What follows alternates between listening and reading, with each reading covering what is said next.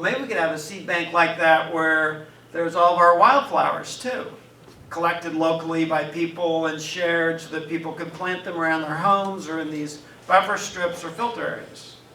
I know that one of your other research interests is echinacea. Can you just briefly say something about the work you're doing with that? Yeah, sure. I published a book recently on echinacea. Any of you grow echinacea in the garden? That's a beautiful plant. Yep. And it's native to Kansas. Big purple flowers, if you don't know it. We have actually 4 species in Kansas. But all of the echinacea species are wonderful medicine, historically used by Native Americans as a cure-all. Everything from snake bite to rabies to the cold, flu, to helping you sing better in a powwow. All those things. It was a cure-all. Maybe overstated, but it's used that way. And then we know it today is it's a good remedy for preventing the cold or flu or reducing its symptoms. And the chemistry work shows that it has some pretty powerful, more than one, immune stimulant. So it stimulates the white blood cells in the body, stimulates the body to fight a cold or flu. There's good clinical trials that show it does indeed reduce the symptoms or longevity of the cold and flu. And there's other studies that show it's relatively safe. I'm a big proponent of herbal products. I'm a plant guy, of course. But if we want to reduce healthcare costs, we might want to do what Germany does. In Germany, there's a survey done, 55% of women use herbal products before they go to the doctor. If they work, they don't even go to the doctor. Right? Herbal products are a lot cheaper than most of our medicines. And there is good research and data on many of them. Unfortunately, our healthcare is owned by the pharma companies.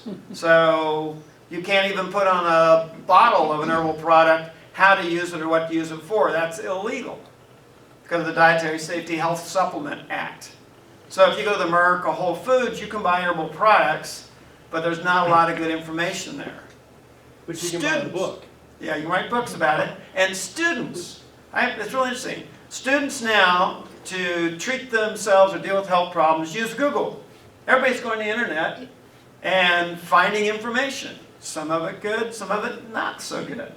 I wanted to mention I was grateful that I had an office below the old Gibson Pharmacy because they had the German compendium, I believe it was called, and that's still out there. And they did such a good job of researching the interactions of things like echinacea with other pharmaceuticals, you know, that you could at least safely look at it.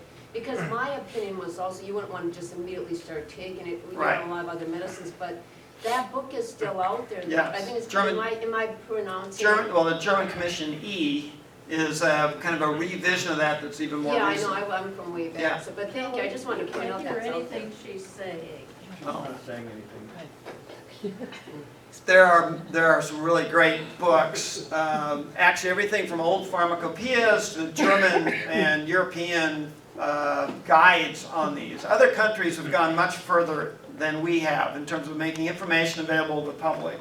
In Europe, most of these herbal products are widely used. In fact, echinacea is prescribed by doctors and pharmacists in Europe. If you go to a pharmacy in Europe, there will be dozens of echinacea products. You go into our pharmacy, you may find echinacea will be up front in the, lozenge section or next to the Pampers or stuff that's, not behind the counter but in front, right? But there's much greater appreciation in other parts of the world, and we really need an integrated health system. Is there a single book about herbal stuff that you would recommend? He wrote one. Well, no, my books are historical. That's on history. Yeah, Rosemary Gladstar has written several nice readable books on herbal products and what to use. She has books for women's health and books for just general health. Rosemary Gladstar. Gladstar. They have that at the Merck? I don't know what the Merck has. Merck doesn't sell a lot of books. No. What's your first name? Rosemary. That should be easy to remember. Yeah. There's a lot of other books too. But that's one that pops Sure. in your head. Yeah. Kelly mentioned Lakeview.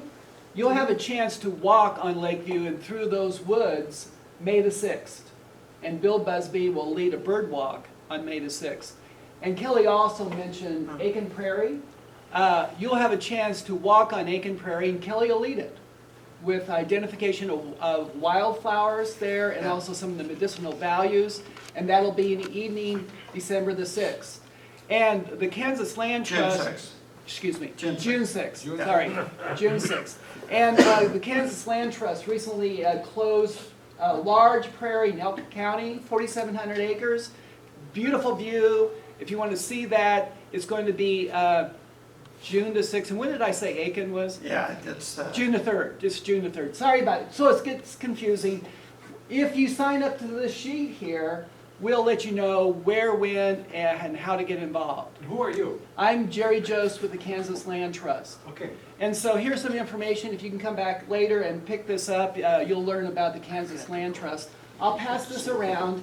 And I want to give a shout out to Kelly, who's the founder of the Kansas Land Trust, which grew out 27 years ago from the tragedy of the plowing of Elkins Prairie near Oh, Rock geez. Chalk Park. yeah. So Kelly was a part of the enabling legislation for that to do conservation easements. So please sign up if you're interested in knowing about these upcoming events. Does your website show them, do you have a website that Yes. is accurate Yes. on the dates? Huh? Thank you. We'll have to update that, but yes. Yeah. The best thing though is get on our email list or Right. follow on Facebook. Thank you. Time's about up here. If there's any one final question, I'd be glad to answer it, and I'll stay around for just a little bit too. Thank you so much, Kelly. Well, thank Appreciate you. I want to thank you, I've got a bad cold, I hope it don't cover your face, but you know, I'm a little curious, because when I